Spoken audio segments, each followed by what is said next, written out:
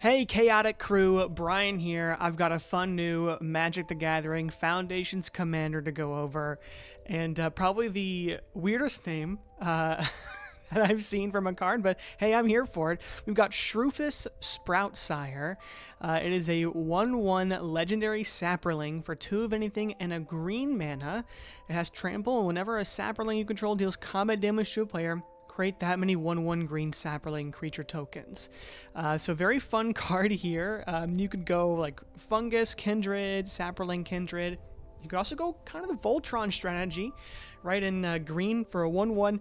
Kind of an interesting strategy here. I think that's the one I'm taking. Let me know in the comments below what you'd add to the deck, what you'd take out, but let's just dive into what really this deck is wanting to do. You're wanting to buff your commander so you can get it big, get a bunch of tokens, and then capitalize off those tokens.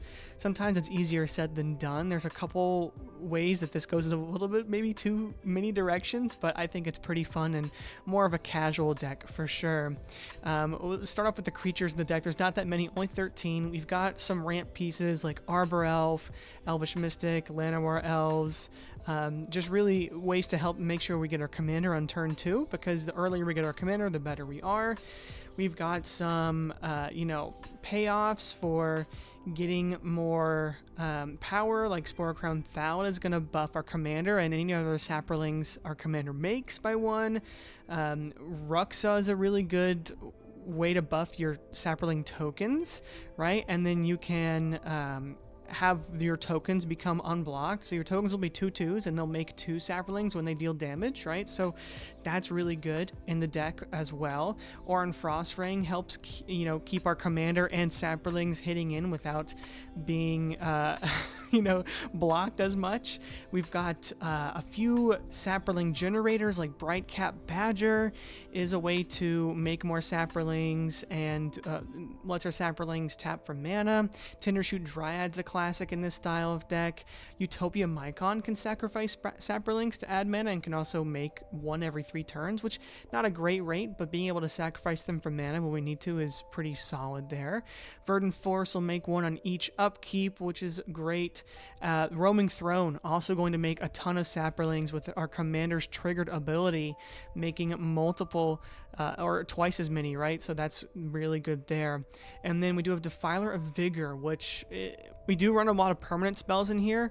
Whenever you cast a green permanent spell, you're going to 1/1 counter on each creature you control, so that's definitely strong there. And then Brass Squire, we're running some equipment, and even though if your equipment's even lower towards around 10 or so, I think it's worth to have Brass Squire, because if you're cheating out a lot of the equip cost just one time in this deck, I think you're paying Brass Squire off. Can also be a blocker as well. Not too many sorceries in the deck. We've got Balagad Recovery, which doubles as a land, and this helps get some cards like some artifacts or enchantments that might be in our graveyard back to our hand, but also a land. Nature's Lore and 3 visits. 2 mana way to get a land untapped onto your battlefield, so really solid there. And then Pick Your Poisons, really good in a mono green shell. You're going to make each opponent sacrifice an artifact, an enchantment, or a creature with flying. Probably going to be the creature with flying a lot of times, depending on your meta, but this is just a quick way to deal with an opponent's frustrating board that can easily, hit you for a lot of damage. We do have a lot of instants, some combat tricks here. Let's just go through. Archdruid's Charm, you can either use it as a combat trick, or you can exile an artifact or enchantment. I think green struggles a lot against those Theros gods that are indestructible a lot, or any artifact or enchantment that can be indestructible, so this helps with that. You can also get a creature or land, put on the battlefield, tapped if it's a land, otherwise you put it into your hand, so it's good there. Beast Within, you have to have in any green deck. Core of Calling, really solid. You get one of these really strong creatures like Roaming Throne or Tindershoot Dryad or Oran Frostfang or Verdant Force or whatever you need, right? You can get it out, so very solid there. Collective Resistance has a lot of utility, right? You are either destroying an artifact, enchantment, or you can use it as a combat trick, or as a protection spell, so very solid there. Get a Leg Up gives target creature +1/+1 for each creature you control and gains reach. So this requires a tiny bit of setup, but can buff your commander massively. Giant Growth, 1 mana for 3 more Saprolings is really good. Gift of the Viper gives our commander a permanent Death Touch counter, and if we've already buffed it a little bit, having Death Touch and Trample is so strong. And especially with the new combat rulings, this is a very strong combat trick. Heroic Interventions, good protection. Horde Vigor gives our commander Death Touch and Indestructible until end of turn. We've got Tamio Safekeeping, which gives Indestructible. Tyvar Stand, which can buff and give Indestructible. Vines of Vastwood gives creatures Hexproof and +4/+4 for 2 mana, which is really solid.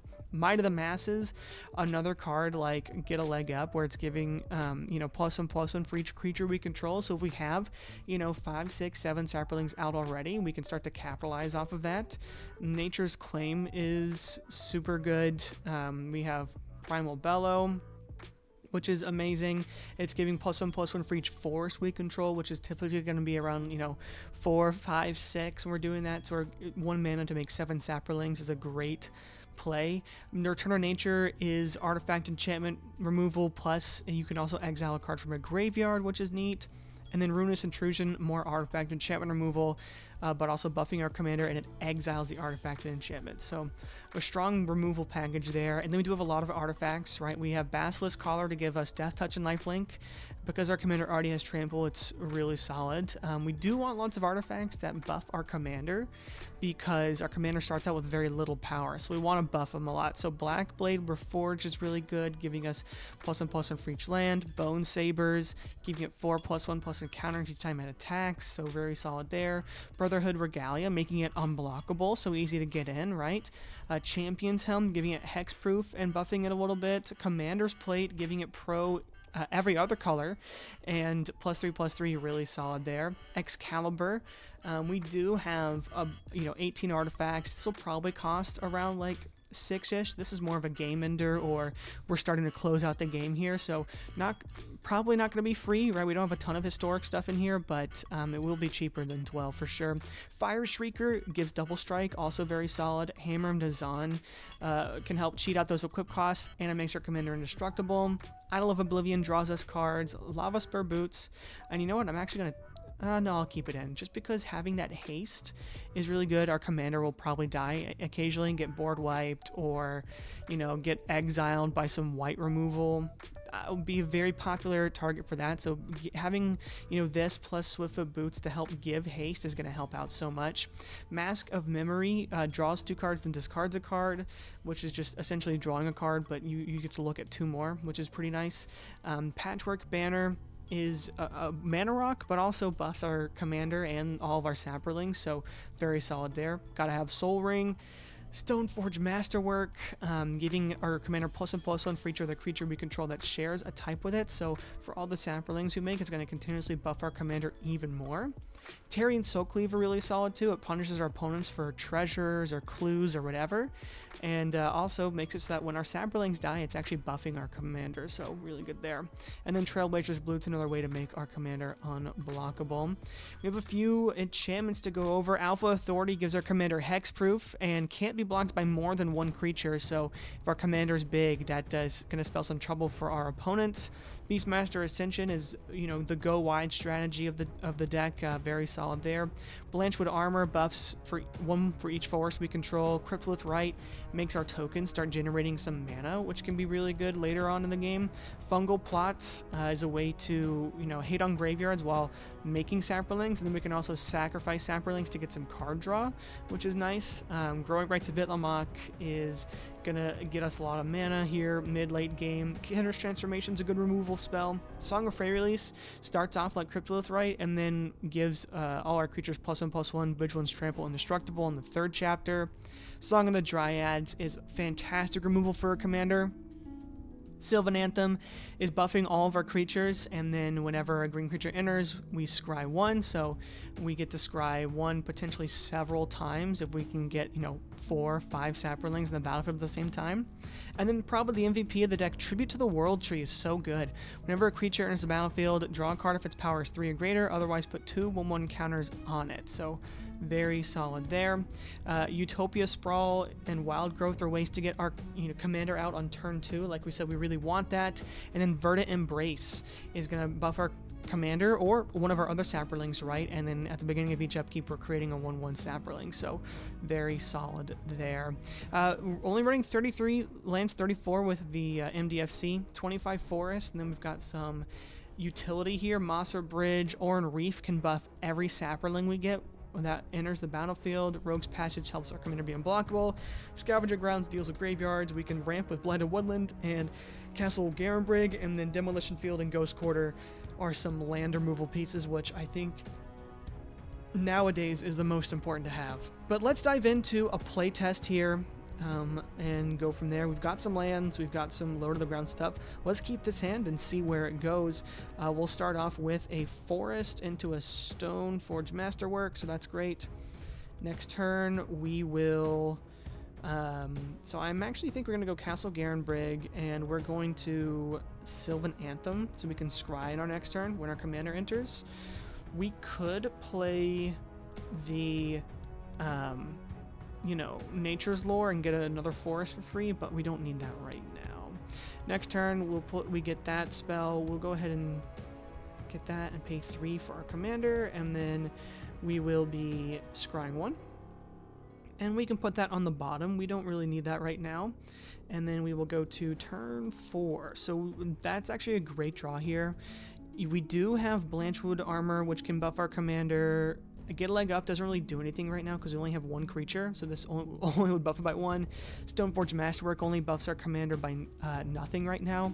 It's only being buffed by Sylvan Anthem, so having something like Giant Growth is so good. So I'm actually going to tap 2 for Nature's Lore to give me an untapped forest to the battlefield. Close and shuffle. And then we could play the Blanchwood Armor if we want to. We could hold up the Giant Growth, which can actually give us some strong power here. Gives us multiple scries as well, some blockers. I think that's the play, right? We're going to swing in with our commander. Now, our commander doesn't have hexproof right now. We do have a lot of things that give it hexproof, but if we were to cast Giant Growth and then someone were to, in response remove our commander, that would be unfortunate. Now, do I think it's necessary? Like, that would set us behind a ton. And to be honest, we'd probably out the game if that happened for a minute. I don't think at this point of the game, we're in turn 4.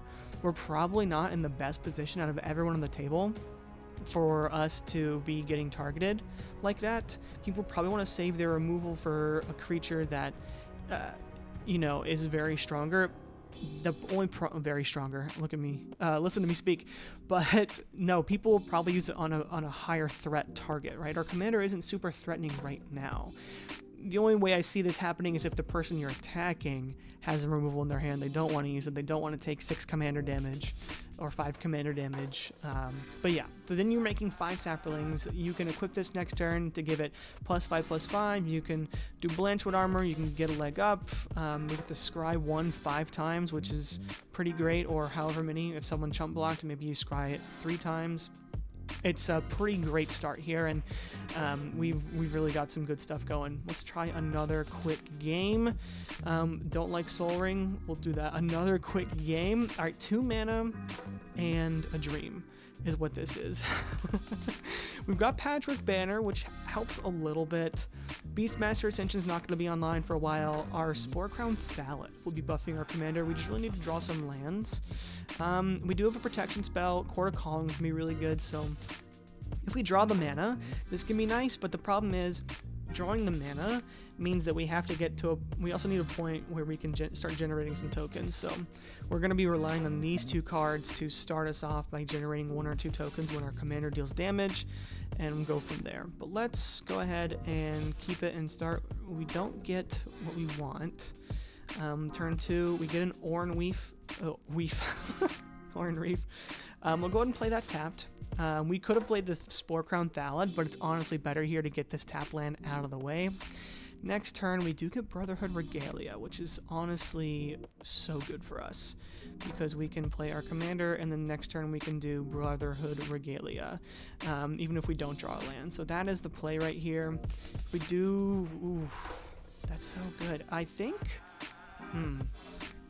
This really depends on what our opponents have. If we have someone with no blockers on board, hitting them with the 1/1 for free, we don't need to play the Regalia. And in fact, I don't even think we need to play that this turn. This might be a Patchwork Banner turn, right? We play the Patchwork Banner. We have a mana open for Tamiyo's Safekeeping. It buffs our commander, giving us 2 Saprolings if we can connect, or potentially 1 if someone only has a 1/1 blocker. So that could be good. And then, you know, we can go from there. Next turn, that'll give us the option, if we didn't draw a land, to play Hammer of Dazan, give it Indestructible and +2, which would have been really great there too. But now we did draw a land, so we're in an even better spot. So we can actually go ahead and play the Hammer. Right, 2, 3, 4. It'll auto-equip to our person. If someone wants to respond, we can protect it. Right, it becomes a 4/2 trample indestructible. We swing it in.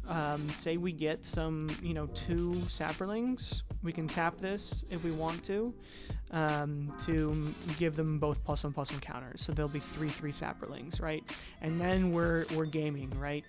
So let's say we do that. We have 2 Saprolings.